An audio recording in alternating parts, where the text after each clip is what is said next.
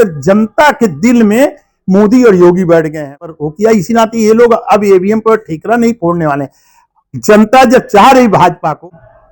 मैं मोहन राजभर, आज मेरी मौजूदगी संत कबीरनगर जिले में है। हमारे साथ फ्रेम में दिख रहे भारतीय जनता पार्टी के वरिष्ठ नेता विवेकानंद वर्मा जी हैं।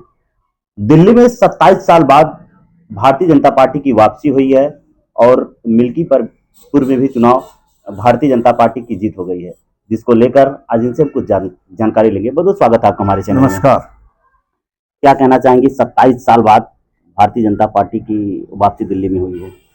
जी, जब दिल्ली प्रदेश बना था तो पहली बार भारतीय जनता पार्टी का ही मुख्यमंत्री हुआ था, फिर दूसरी बार हुए थे साहेब सिंह वर्मा जी। लेकिन उसके बाद कांग्रेस की सरकार रही। कांग्रेस के बाद आपका केजरीवाल की आम आदमी पार्टी की सरकार चल रही थी। लेकिन इतने वर्षों के बीच में दिल्ली का जो विकास होना चाहिए था केजरीवाल के नेतृत्व में, वो चीजें जनता को नहीं दिखाई दी। और भारतीय जनता पार्टी जो देश के अंदर में अगल बगल के प्रांतों के अंदर में जो काम कर रही थी, तो जनता को विश्वास हुआ कि ये सत्ता बदलनी चाहिए, क्योंकि झूठ फरेब के बल पर केजरीवाल की सरकार चल रही थी। जिन वादों को कहा था उसमें लगभग पूरा नहीं कर पा रहे थे और बार बार देश के यशस्वी प्रधानमंत्री पर आक्षेप लगाते थे। अपनी कोर कमियों को दूसरे के ऊपर कीचड़ उछालने की जो प्रवृत्ति थी, जनता उसको समझ चुकी थी। इसलिए इस बार भारतीय जनता पार्टी को उन्होंने सत्ता में लाने का स्वागत योग्य निर्णय लिया, जो आज परिणाम दिखाई दे रहा, भाजपा सत्ता में आ रही है। केजरीवाल मुख्यमंत्री थे और इतने साल से उनकी सरकार थी और कई जगह स्कूल, बस, तमाम तरीके की फ्री सुविधाएं दी जा रही थी, जनता को आवास दिए जा रहे थे। उसके बाद भी आखिर किस तरीके से, कैसी सरकार को चाहिए थी जनता को?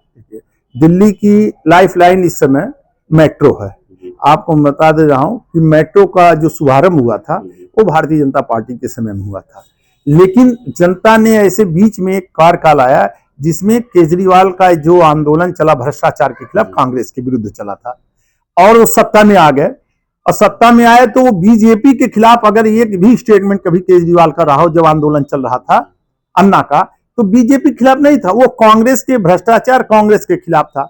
लेकिन जब ये सत्ता में आ गए तो बीजेपी के ही खिलाफ सारा बयानबाजी करने लग गए, सारी चीज, और जाकर के कांग्रेस की गोद में बैठ गए। तो जनता समझ गई कि तो चट्टे बट्टे थैली के चट्टे बट्टे हैं, एक सिक्के के दो पहलू हैं, इसलिए ये नाग नाग सांप नाग, तो दोनों से निपटाओ। तो जनता ने कहा कि अब पुनः भारतीय जनता पार्टी, क्योंकि देख रही थी मोदी जी इतना अच्छा देश के अंदर में काम कर रहे हैं, सबका साथ सबका विकास। और बगल का जो प्रदेश था यूपी के अंदर में कानून व्यवस्था को लेकर के योगी जी की अच्छी सरकार थी, और योगी जी ने जो काम किया, जनता वहां पर बड़े पैमाने पर, अपने पूर्वी उत्तर प्रदेश के और भैया लोग रहते हैं, उन सबों ने परिवर्तन का मन बनाया और वादा खिलाफी के खिलाफ केजरीवाल को आज उखाड़ कर फेंक दिया। भारतीय जनता पार्टी को सत्ता में लाने का उनका दिल्ली वासियों का संकल्प पूरा हो रहा। निश्चित तौर पर अब दिल्ली का और विकास होगा। राजधानी है दिल्ली और बहुत ही बेहतर नेता माने जाते थे केजरीवाल जी, उनकी भी हार हो गई। आखिर कहां से इतनी बड़ी चूक हो गई?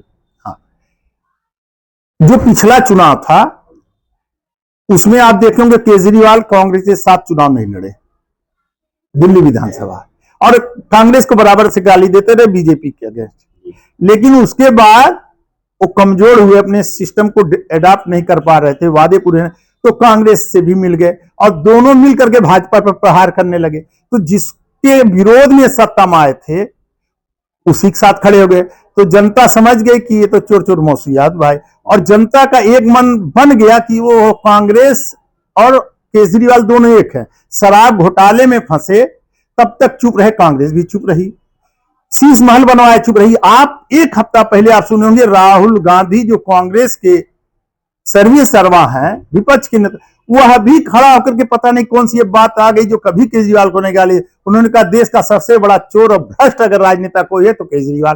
तो जनता के मन में एकदम ठीक से बैठ गई, ये दोनों ऐसे लड़ रहे हैं, हमको भाजपा के साथ आना चाहिए और दिल्ली का विकास हो, विकास के पथ पर चले, जमुना मैया साफ हो, और जो झुग्गी झोपड़ियां हैं वहां बढ़िया सरकार द्वारा आवास जो देने की मोदी जी ने घोषणा किया वो मिले। इसके लिए जनता ने मोदी की गारंटी पर अपना कमल के फूल पर ओढ़ दिया और ये सरकार आज बन रही है। ये सवाल हम सबसे पहले आपसे पूछ रहे हैं, ये सवाल उठेगा क्योंकि भारतीय जनता पार्टी की सरकार बन चुकी है, तो कहीं ईवीएम की गड़बड़ी तो नहीं नजर आएगी सामने? आप बोल रहे हैं ना, जी केजरीवाल बोले, आज मनीष सिसोदिया जो चुनाव हारे हैं उन्होंने अपनी हार स्वीकार किया, राजनीति का एक अच्छा उन्होंने सिस्टम एडॉप्ट किया। आज उन्होंने ये नहीं कहा कि ईवीएम के। आप देखो पंजाब के अंदर में आम आदमी पार्टी बहुमत प्राप्त किया था तो ईवीएम से चुनाव हुआ था। केजरीवाल ने नहीं कहा कि ईवीएम की गलती है, ठीक है। जहां ये हार जाते हैं लोग वहां, लेकिन आज अभी तक मिल्कीपुर में जैसे अखिलेश जी ने कल परसों में ही बोल दिया चुनाव आयोग के खिलाफ, लेकिन दिल्ली के चुनाव हार रहे हैं। अभी एक भी आम आदमी पार्टी का नेता, कांग्रेस का नेता या मीडिया में ऐसा बात किसी ने नहीं कहा कि ईवीएम हैक की गई है या देखिए जनता इनके साथ में, इसलिए जितनी सिस्टम थी जांच की वो सब चुनाव आयोग ने सबको बुला बुला समय पर हो किया। इसी नाते ये लोग अब ईवीएम पर ठीकरा नहीं फोड़ने वाले। जनता जब चाह रही भाजपा को, आप दिल पे हाथ रख करके कह दो कि भाजपा सरकार में दादागिरी गुंडई बंद है नहीं, कम है।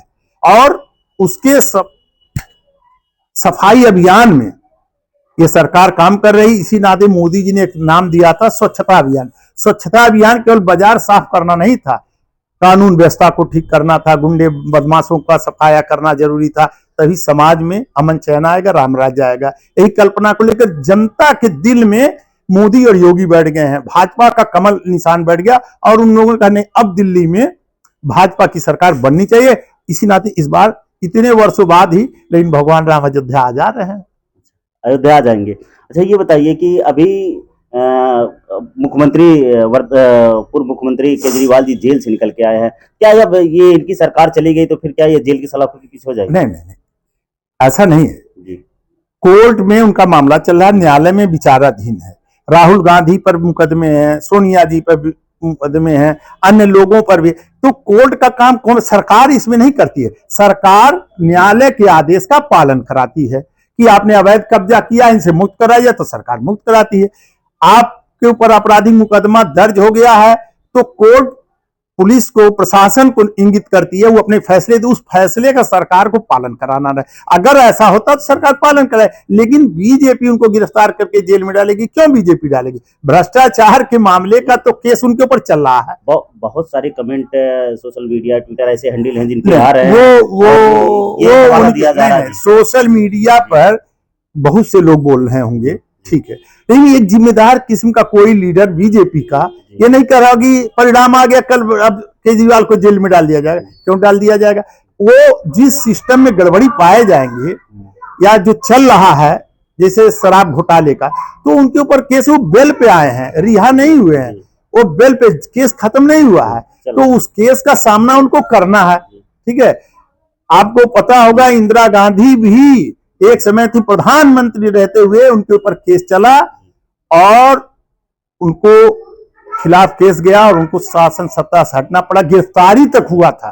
तो राज सत्ता में ये सब होता है, अगर कहीं राजा गड़बड़ी किया है तो आज का लोकतंत्र में कानूनी तौर पर उनके खिलाफ अगर कोर्ट का फैसला आता तो होगा, लेकिन सरकार गिरफ्तार करने वाली है, अनायास में उनको अब नेता नहीं बनाने वाली, छुट्टा सांड की तरह वो घूमे, ऐसा है। लेकिन अभी तो जनता उनको बाहर कर दे, हम उनको लिए, लेकिन कोर्ट न्यायालय में अब वो नेता नहीं बन पाएंगे। नहीं, देखिए नेता नहीं, ये लोकतंत्र है। हम भाजपा के लोग थे सत्ता से बाहर इतने वर्षों तक थे, हम फिर जनता के बीच में संघर्ष करते रहे। हमें केजरीवाल जी स्वागत है। देखिए सत्ता ही बड़ी चीज है, आप सत्ता से बाहर हो गए, आकर के विपक्ष की राजनीति कीजिए, जनता की समस्याओं को लेकर के आप भी लड़िए। हम अगर दिल्ली के जंतर मंतर और गली मोहल्लों में जुलूस प्रदर्शन निकालते थे, रोज नारे लगाते थे, गिरफ्तारी देते थे, आप भी आइए जन समस्याओं को लेकर के। अगर आप जन समस्याओं को लेकर चलते रहेंगे, बीजेपी जन समस्याओं का समाधान किया तो बीजेपी फिर सत्ता में आएगी। अगर बीजेपी ने जनता का समाधान नहीं किया और जनता की समस्याओं को लेकर केजरीवाल लड़ते रहे तो जनता कहेगी अच्छा फिर इनको लाओ। तो यही है भैया लोकतंत्र का तो यही फंडा है। इसलिए इस लोकतंत्र का जितना अच्छा ये स्वरूप है, जनता के हित में आप काम करिए तो जनता आपको साथ मिलती है। उत्तर प्रदेश में मिल्कीपुर चुनाव में सबकी निगाहें टिकी हुई थी, आखिर क्या कुछ मिल्कीपुर चुनाव आखिर भारतीय जनता पार्टी कैसे जीत गई, क्या कुछ रहा? ये आपको पता है भारतीय जनता पार्टी भी वहां जीती है नहीं, भाजपा भी वहां विधायक थे, गोरखनाथ मिश्रा जी भाजपा के विधायक थे। चुनाव परिणाम जनता ने इनके पक्ष में नहीं दिए थे, हारे थे। अब की जनता ने कहा कि नहीं, ये अयोध्या का अपमान कर रहे हैं पूरे देश में घूम घूम करके अवधेश जी, और कह रहे अयोध्या के राजा हम नाटक नौटंकी कर रहे हैं, विकास कुछ कर नहीं रहे हैं। वो अपने एमपी बने, लड़के को भी बनाने जा रहे थे विधायक। तो जनता ने कहा कि अच्छा ठीक है, हम दवाई कर दे रहे हैं। अयोध्या का अपमान, राम जी का अपमान, श्री राम जन्मभूमि का अपमान जनता बर्दाश्त नहीं किया और कहा विकास भी नहीं। तो कहा लो अब दोनों काम होगा, अयोध्या का नाम पूरे देश में होगा, मिल्कीपुर का नाम भी इस समय पूरे देश में हो गया कि वहां की जनता ने जय श्री राम बोल करके कमल का फूल खिलाया। तो भारतीय जनता पार्टी गुंडई से जीत रही है, वहाँ कमान सारे चल रहे हैं। नहीं आप चल रहे हैं ना। भाजपा का कौन सा व्यक्ति लाठी डंडा लेकर के गया? भाजपा का बूथ भाई, कई सारे बूथ है किए गए, प्रशासनिक दबाव दिया गया। आप मीडिया के हो, सोशल मीडिया से, चैनलों से, कोई चैनल वाला 1 2 3 खबर कहीं पूरे विधानसभा से कवर कर पाया कि जहां बूथ कैप्चर हुआ वोट नहीं पड़ रहा है? थाना प्रभारी का एक ऑडियो वायरल हो रहा था ना कि हमारे उनके ऊपर क्या था, वो क्या था थाना प्रभारी का? थाना प्रभारी का इस तरीके से ऑडियो था कि क्या नाम है, उखाड़ देंगे, फेंक देंगे, किस तरीके से किसको कह रहा था? इस जनता को ही बोल रहा था ना, जनता को बोल रहा था कि व्यक्ति को बोल रहा था? कौन व्यक्ति? आप बूथ के अंदर में आज दादागिरी करोगे, आप एजेंट नहीं हो ना। बूथ के अंदर, मतदान केंद्र के अंदर में या तो कैंडिडेट आता है या तो बूथ एजेंट होता है उसी को। और चाहे जो नेतागिरी करने के लिए आएगा तो पुलिस का क्या काम है? अराजकता फैलाए, वहां मारपीट कर बिल्कुल भगाएगी।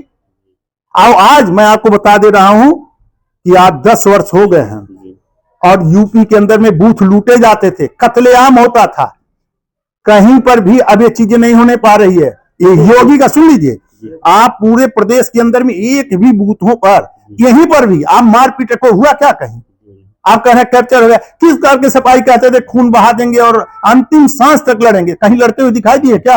यानी जनता जब हमारे साथ आ गई, वोट हमारे साथ कर रही है, तो आपका हैसियत हो गई है कि आप चुनाव आयोग को कहते हैं मर गया है। अरे दम हो तो 43 सीटें 38 सीटें आप जो जीते हुए हैं, इस्तीफा दे दो ना। आपका अवधेश प्रसाद में हिम्मत अभी कहा था परसों, अवधेश प्रसाद जी सांसद हैं, इस्तीफा दे दे। नहीं देंगे। अखिलेश यादव जी सांसद हैं, उनके इतने विधायक हैं, वो सब जीते हैं इसी इलेक्शन चुनाव आयोग के अंडर में, लेकिन इस्तीफा नहीं देंगे। ये तो केवल कहने के लिए जनता में कि हम फलाने बेईमान हैं, बूथ कैप्चर, कहीं बूथ कैप्चरिंग की। आप रिपोर्टर हैं, कोई पत्रकार अगर सोशल मीडिया वाला या प्रिंट मीडिया वाला कहीं से कोई खबर ला दिया हो कि बूथ कैप्चरिंग हुई, वोट नहीं डालने पा रहे हैं और एक पक्षी वोट पड़ रहा है, लेकिन बूथ के अंदर में आप जाकर बिना अधिकृत व्यक्ति हो और जाकर वहां विवाद करोगे तो दरोगा क्या करेगा, सीओ क्या करेगा, कप्तान क्या करेगा? यही करेगा ना कि आप बाहर जाओ, और नहीं तो हेकड़ी आपकी बुलवाएगा। तो वही काम किया है वहां पर। और 400 500 वो तुम बैठ करके फोन कह रहे थे ना, 500 फोन, एक भी मैंने कहा कंप्लेंट नहीं है, डंके की चोट पे। इनके एजेंटों ने, सपा के लोगों ने लिखित किसी जगह नहीं दिया कि ये 10 वोट फर्जी पड़ रहा है। कबीर नगर में कब खुशियां मनाई जा रही? दिल्ली जीत की, दिल्ली की क्या, हम दिल्ली और मिल्कीपुर सबकी खुशियां मना रहे हैं। आज हम लोग अभी सायंकाल समय माता मंदिर पे एकत्र आएंगे। आज हनुमान जी का दिन है, लड्डू बटेगा। बिल्कुल खाने के लिए। बिल्कुल हमारे साथ थे भारतीय जनता पार्टी के वरिष्ठ नेता। फिर मिलते हैं नई जगह पर नई खबर के साथ, तब तक के लिए नमस्कार। मोहन राज, संत कबीर नगर। नमस्कार।